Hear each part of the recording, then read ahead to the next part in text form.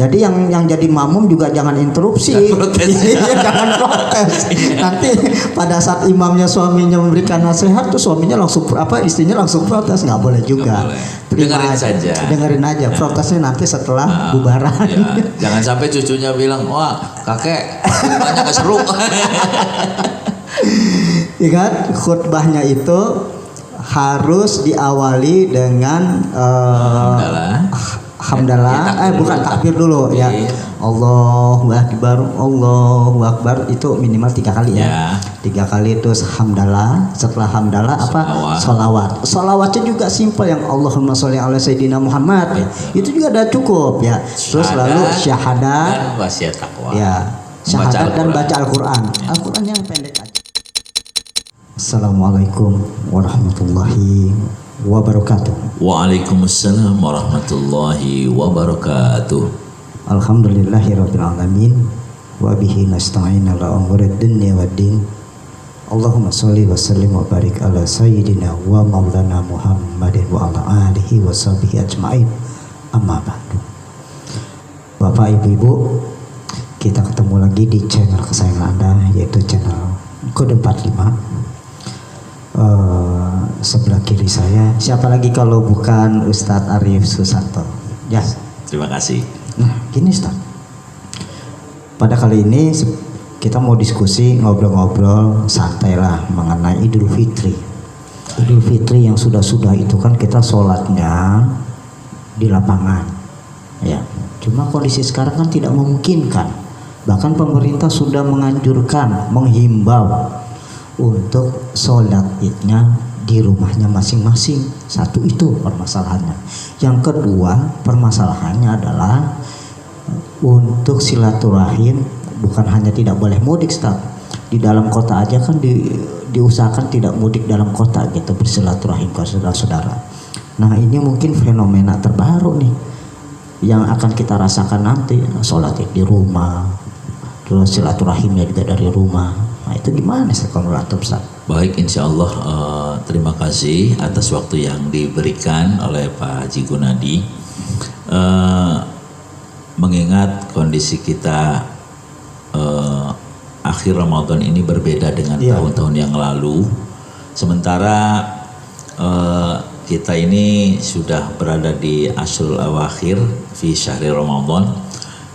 Bahkan mungkin ini 2-3 hari lagi kita akan berhadapan dengan hari raya Idul Fitri. Di dalam Islam Aidain itu ada 2 hari raya dalam Islam, yaitu Idul Fitri dan Idul Adha. Yang insya Allah mungkin kita akan bicara fokus tentang Idul Fitri dengan segala macam permasalahannya. Terlebih-lebih sekarang kita harus berada di rumah terus ya. Dan insya Allah akan dibicarakan juga Idul Fitri secara pemaknaan yang lebih luas. Bismillah, mudah-mudahan ilmu yang akan kita bahas ini membawa berkah buat kita semuanya. Idul Fitri. Id artinya kembali dan Fitri artinya kepada kesucian. Ya. Itu satu makna Ji. Emang ada berapa makna? Ada 2 makna. Ini mungkin secara keilmuan lagi-lagi gratis nih, lagi-lagi gratis. Secara keilmuan Idul Fitri ada 2 makna. Yang pertama kembali kepada kesucian tadi. Ternyata yang kedua Id itu dari kata ma'idah.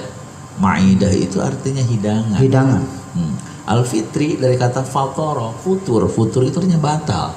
Jadi hidangan yang disiapkan untuk membatalkan puasa, sebab di 1 Syawal hukumnya haram untuk berpuasa, maka wajar kalau Rasulullah SAW sebelum kita berangkat ke lapangan seperti Id yang sudah lalu ya, berbeda dengan hari ini kita stay at home gitu ya, itu makan terlebih dahulu. Artinya buktikan bahwa di hari itu kita tidak berpuasa. Maka wajar kalau para ulama dunia memaknai Idul Fitri yang kedua yaitu hidangan untuk membatalkan puasa. Luar biasa. Nah, kalau itu kan makna Idul Fitrinya. Iya. Nah, sekarang masalah sholatnya Ustaz. Soal sholatnya ini kan kita sudah biasa sholatnya kan di masjid atau di lapangan ya, terutama di lapangan. Nah besok kan nggak ada sholat itu artinya kita nggak sholat atau sholatnya di rumah. Nah sholat di rumahnya gimana Ustaz? Baik, jangan berkecil hati saudara-saudaraku ketika institusi memerintahkan kita untuk sholat di rumah, maka mungkin ini akan lebih baiknya diketahui bersama tentang dasar-dasar hukum atau usul fikihnya. Ya. Yang pertama akan saya kemukakan bahwa ad-daruratu tubihul mahdurat, yang artinya kedaruratan itu bisa membuat kita untuk bisa melakukan sesuatu yang dilarang. Gitu ya. Itu usul fikihnya. Terus yang kedua, daf'ul mafasid muqaddamun ala jalbil masalih, yang artinya gini, mencegah kerusakan itu jauh lebih diutamakan dibanding mencari kebaikan. Nah ini penting untuk kita ketahui bersama. Ini dasarnya ya? Ya, dasar hukumnya. Dasar hukumnya. Bagaimana kita sholat di rumah, karena memang tidak pernah. Bahkan kalau mengacu kepada sejarah pun mungkin Rasulullah belum pernah ya sholat Idul Adha dan Idul Fitri di rumah. Bahkan justru malah harus show of force. Islam itu diadakan di lapangan untuk syiar dan lain sebagainya. Tapi kenapa tidak ketika memang kembali kepada ilmu usul fikih tadi bahwa mencegah kerusakan jauh lebih diutamakan dibanding mencari kebaikan, maka bismillah, insya Allah kita semua bisa melaksanakan sholat Idul Fitri di rumah dengan bersama anggota keluarga. Dan tentu ibadah itu sendiri akan sah jika memang memenuhi syarat dan rukun. Nah, sekarang perkara syarat dan rukunnya tuh syarat dan rukunnya tentu ya. Nanti insya Allah yang akan menjadi khotib nanti di rumah masing-masing tentu adalah kepala keluarga ataupun mungkin siapa saja di anggota keluarga yang paling dituakan. Dan anggota-anggotanya yaitu putra-putrinya, istrinya, ponakannya dan lain sebagainya. Akan dengan sederhana kita melaksanakannya, yang penting terpenuhi syarat dan rukunnya. Ya. Jadi sekali lagi, yang pertama kita mendahulukan makan atau membatalkan puasa, jangan sampai ada kesan di 1 Syawal kita puasa, maka itulah inti daripada Idul Fitri yang dimaknai oleh para ulama tentang hidayah, yang tentang hidangan untuk membatalkan. Setelah itu silakan tentukan waktunya, kurang lebih jam 6 ataupun jam setengah 7 kita mulai untuk melaksanakan sholat Idul Fitri bersama imam dan makmum. Imamnya adalah kepala keluarga dan makmumnya adalah anggota keluarga. Sholatnya 2 rakaat dengan takbir yang pertama. Takbir yang pertama adalah 7 kali dan nanti yang kedua adalah 5 kali. Itu sebagaimana malum, sudah tidak perlu kita terangkan. Lalu nanti imam tadi tanpa ada jeda setelah assalamualaikum langsung ke depan dan usahakan memposisikan diri lebih tinggi pada yang lain. Ya kalau di lapangan mungkin mimbar ya. Ya mimbar. Kan kalau di rumah kan nggak ada mimbar. Ya, ada mimbar paling ada apalah sedikit agar kita lebih tinggi karena memang itu. Atau berdiri Ustaz? Ya tentu berdiri. Berdiri ya. Tentu berdiri ya. Jangan seperti khutbah Jumat, karena khutbah Jumat kan 2 kali. Kalau khutbah Idul Fitri atau Idul Adha sekali saja. Apanya tuh sekali Ustaz? Sekali maksudnya tidak ada jeda untuk duduk lalu udah khutbah kedua seperti sholat Jumat tidak ada. Nah, dengan pertama tentu membaca takbir terlebih dahulu, Allahu Akbar, Allahu Akbar, Allahu Akbar walillahil hamd. Ini khutbahnya ya? Ya khutbahnya. Ya. Assalamualaikum boleh, tidak pun tidak apa-apa. Terus kita bertakbir sebagai mengagungkan asma Allah. Karena apa? Karena memang jelas ayatnya. Ayatnya untuk bertakbir itu di dalam surat Al-Baqarah tentang saum. Walitukmilul iddata walitukabbirullaha ala ma hadakum wa la'allakum tashkurun. Di akhir Ramadan ini hendaklah kita menyempurnakan hitungan puasa. Lalu langkah yang kedua adalah walitukabbirullah, agungkan asma Allah dengan mengumandangkan kalimat takbir. Jadi setelah salam Allahu Akbar, Allahu Akbar, Allahu Akbar walillahil hamd, lalu alhamdulillahirabbil alamin. Wassalatu wassalamu ala asrofil anbiya wal mursalin. Asyhadu an la ilaha illallah wahdahu la syarikalah wa asyhadu anna Muhammadan abduhu wa rasuluh. Amma ba'du. Usikum bitaqwallah. Bacalah Al-Qur'an apa saja yang menjadi syarat daripada khutbah itu sendiri, ada bacaan Al-Qur'an. Ya. Lalu kesananya sangat gampang. Betul. Bagaimana indahnya seorang kepala keluarga memberikan nasihat bukan untuk Wah, siapa-siapa. ini isi khutbahnya ya. Isi khutbah. Isi khutbahnya. Isi khutbah yang kadang-kadang mungkin para saudara-saudaraku di rumah akan bingung membahas apa. Nggak usah bingung, tinggal berikan nasihat. Contoh-contoh Iya, ya. contoh. Seperti Assalamualaikum warahmatullahi wabarakatuh. Allahu Akbar, Allahu Akbar, Allahu Akbar walillahil hamd. Nah ini contoh setelah Ustadz nih menjadi imam, Assalamualaikum kanan, Assalamualaikum kiri, terus langsung berdiri. Tanpa jeda berdiri di tempat yang agak tinggi. Oke. Untuk Lalu mengucapkan salam, dan takbir. Ya. Setelah takbir hamdalah, Alhamdulillah, alamin, ya. singkat kan. Terus yang kedua sholawat, Sholawat. Allahumma sholli ala Muhammad. Ya. Nah, terus yang ketiga syahadat asyhadu an la La ilaha ilaha illallah illallah wa asyhadu anna Muhammadan Rasulullah. Rasulullah. Terus membaca Al-Qur'an. Al-Quran apa aja ya? Banyak. Terus baru isi khutbah. Mungkin kita hafalnya cuma qul huwallahu ahad gitu. Qul huwallahu ahad, Allahu samad, lam yalid wa lam yulad wa lam yakul lahu kufuwan ahad. Shadaqallahul azim. Lalu kesananya Nasihat. karena intinya khutbah itu adalah nasihat takwa. Iya. Nasihat takwa contohnya seperti gini contohnya barangkali. Saudara-saudaraku, anggota keluarga dari keluarga ayah tercinta, nasihat yang pertama ditujukan kepada istri contohnya. Iya. Gitu ya. Indah banget nih. Indah. Contohnya bagaimana nasihat kepada istri? Jangan siapa tahu seumur hidup kita baru menasihati sekali ini dan kesempatan gitu ya di dalam khutbah. Contohnya apa? Istriku mama tercinta, taatilah ayah karena Allah. Gitu kan. Berikhlaslah di dalam mengendalikan rumah tangga karena Allah saja gitu. Apalagi dalam kondisi demikian, jadi jangan minta uang belanja. Pokoknya banyak ya. Langsung bubar tuh. Apalagi nasihat untuk anak-anak, anak cucu keponakan gitu ya. Mungkin bahasanya seperti ini, anandaku ternyata jadilah anak yang soleh dan solihah.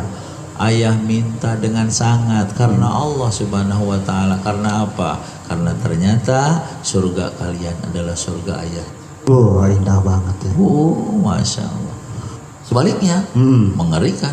Betul. Neraka kalian neraka ayah juga. Naudzubillah. Itu yang namanya kepala rumah tangga beratnya di situ. Itulah. Oke. Dan berbagai dan serenceng contoh nasihat-nasihat untuk istri dan anggota keluarga. Yang contohnya mudah-mudahan kita bisa menghormati yang lebih tua dan bisa menyayangi yang lebih muda. Itu adalah ajaran Rasulullah Sallallahu Alaihi Wasallam. Jangan panjang-panjang nasihatnya seperti itu. Nanti barakallahu li wa lakum langsung selesai. Doa saja. Doanya tidak hafal dengan bahasa Arab. Bukankah Allah Subhanahu Wa Taala paham terhadap bahasa apapun? Contohnya apa? Ya Allah, berilah keluarga kami sakinah mawaddah. Ya Allah, berilah kami istri yang soleh-solihah. Istri yang solehah tentunya, anak yang soleh dan solehah. Anak yang soleh dan solehah. Hantarkan kami sekeluarga untuk menuju ridho-Mu ya Allah. Karena apa? Karena tanpa ridho-Mu, sekaya apapun kami, sepandai apapun kami, sebagus apapun jabatan kami, hina di mata Engkau ya. Tentunya dengan ridho-Mu indah. Kenapa Ji indah? Dengan ridho Allah, jangankan kaya rayanya, miskinnya bahagia. Dengan ridha Allah, jangankan panjang umurnya, pendek umurnya, indah. Dengan ridha Allah, jangankan sehatnya, sakitnya bahagia. Itulah mungkin inti doa sebagai rintihan kita atas keluarga yang punya tanggung jawab untuk anggota keluarga, membimbing dan membawa mereka ke jalan dan ridha Allah Subhanahu wa Ta'ala. Setelah itu selesai, sudah salam-salaman, saling maaf-maafkan, udah ya. Selesai begitu ya. Ada budaya positif hanya di Indonesia barangkali. Apa tuh? Itu dia saling memaafkan. Yang pertama kali mungkin akan didahului oleh seorang istri mencium Suami. tangan suaminya Ya. dengan kata maaf Ya. dan dengan ungkapan kasih sayang, Ya. lalu diikuti dengan anak-anaknya salaman kepada ayahnya, salam kepada ibunya, cium tangan. Ya. Itu sangat luar biasa, kesempatan baik Ya. untuk kita menikmati indahnya bersama dengan keluarga dalam ridho Allah Subhanahu wa taala. Berarti sebetulnya simpel juga ya. Nah, tapi syaratnya gimana, Ustaz? Syaratnya kan harus ada khatib, harus ada imam. Ya, jadi khatib imamnya itu adalah kepala rumah tangga Ya. dan ada makmum. Ya, Nah, makmumnya ini ada batasan minimal nggak, Ustaz? sebetulnya sholat berjamaah itu Hmm. minimalnya 2 orang. Dua orang udah bisa sholat itu ya. Nah, itu sudah dikatakan sholat berjamaah. Hmm. Perkara nanti memenuhi syarat sholat ini atau tidak, karena kan ini dalam kondisi darurat. Iya. Ya, yang jelas kalau menurut ilmu fikih 2 orang itu sudah menjadi sudah jadi sholat berjamaah, bukan sholat sendiri lagi. Jika nanti ada mungkin adik kita ataupun anak-anak kita yang sedikit cekikikan agak mengetawain kita, ya wajar saja. Ya kan? Mungkin bapak-bapak ya selama ini belum pernah jadi imam di rumahnya, imam sholat maksudnya ya, malah. kesempatan. Iya. Nah, bagi yang nggak bisa untuk jadi imam gimana itu, Ustaz? Insya Allah tidak ada yang tidak bisa jadi Bisa, imam. ya. Selama dia orang Islam, Iya. ya.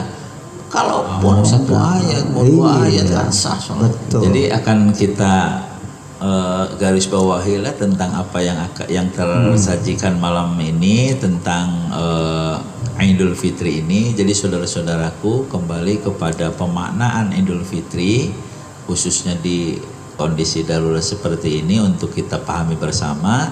Idul Fitri mengandung 2 makna. Yang pertama adalah kembali kepada kesucian, Ya. dan yang kedua hidangan untuk membatalkan. Luar biasa. Nah, Ustaz, sebelumnya ada pertanyaan lagi nih. Ya, aneh nanya. Biasanya kan kalau sholat Idul Fitri itu yang sudah kan rata-rata sekitar antara jam 7-an lah. Ya. Nah, kalau ini jam berapa, Ustaz? Batasannya gitu loh. Ya, Yang afdol lah kurang lebih. Enaknya jam berapa? Karena ini kan di rumah, Ustaz. nah itu berbeda dengan Idul Adha ya. Idul Fitri lebih mundur ya ketimbang Idul Adha waktunya. Jadi gimana? Jadi jam berapa yang paling enak gitu? Ya jam 7 setengah 8 itu Cukup lah ya? Iya. Jam 7 setengah 8 ya. Jam Jangan 7 terlalu siang juga ya. Ya. Iya. Itu sebelum sholat boleh makan minum atau setelah sholat? Justru malah baiknya ini gimana tuh? ilmu juga buat kita. Ah. Berbeda dengan Idul Adha. Kalau Idul Fitri makanlah terlebih dahulu sebagai bukti bahwa di hari itu kita membatalkan dan kita tidak puasa. Iya. Perkara Idul Adha malah sebaiknya sebelum kita bubaran Idul Adha, sholat Idul Adha, kita masih saum. Nanti kita makan setelah sholat Idul Adha. Idul Adha. Itu bedanya. Tentu ini mengandung pemaknaan yang sangat dalam. Di antaranya ya kan membatalkan puasa itu wajib karena memang waktu itu kita di 1 Syawal haram Iya. untuk melaksanakan puasa. Itulah sekedar keilmuan buat kita semua, mudah-mudahan ada Mudah-mudahan manfaatnya manfaat insyaallah. buat Bapak Ibu semuanya ya. Jadi inti dari diskusi kita pada kesempatan ini yang pertama adalah makna dari Idul Fitri itu sendiri ya, Sat ya. Iya. Yang pertama adalah tanda kita membatalkan puasa. Pada hari itu kita sudah tidak puasa lagi ya karena 1 Syawal ya. Terus yang kedua adalah hidangan ya. Ya. Makan-makan. Iya. Nah, dan yang poin yang paling penting lagi adalah sholat id di rumah. Jadi jangan sampai tidak sholat id walaupun di lingkungan kita tidak mengadakan sholat id di lapangan ataupun di masjid, bisa melakukan sholat id di rumah. Yang tata caranya tadi sudah disampaikan oleh Ustadz Arif. Yang Terus pertama yang apalagi ada yang hal yang mungkin penting juga untuk kita sampaikan bahwa apapun bentuknya larangan dari pemerintah, terbukti ini adalah bukti kasih sayang. ya. Karena apa? Karena ya bagaimana lagi untuk mencegah rantai penularan wabah itu ya kecuali dengan PSBB itu. Jangan dipandang dari perspektif politis dan lain sebagainya. Toh kenyataannya seperti itu, mari kita jalani saja, sekemampuan kita. Iya. Toh Allah Subhanahu wa taala tidak akan memberikan beban kepada seorang hambanya kecuali dengan kemudahannya. Iya. Ustaz, makasih banget nih. Sama-sama. Mungkin pemirsa ya, sekali lagi sebelum kita akhiri saya akan meresume ya, karena ini penting. Yang pertama untuk melakukan sholat Idul Fitri, yaitu pertama tetap harus ada khutbahnya ya, atau khotib. Yang kedua ada imamnya, terus ada makmumnya, tentunya nggak mungkin sendiri ya Ustaz ya. Iya, Nah, betul. nah, yang tata caranya atau runut-runutannya adalah melakukan Sholat terlebih dahulu. sholat terlebih dahulu, Ya, kalau jangan berbeda dengan khutbah. Jumat kan? Iya, jadi sholat terlebih dahulu, takbirnya yaitu takbirnya 7 kali, yang yang pertama kedua, ya, 5. rakaat yang kedua 5 kali. Setelah salam, lalu imamnya langsung berdiri untuk memberikan khutbah. Bagi yang tidak pernah khutbah, kan pasti banyak yang nggak pernah khutbah Ustaz ya. Pasti.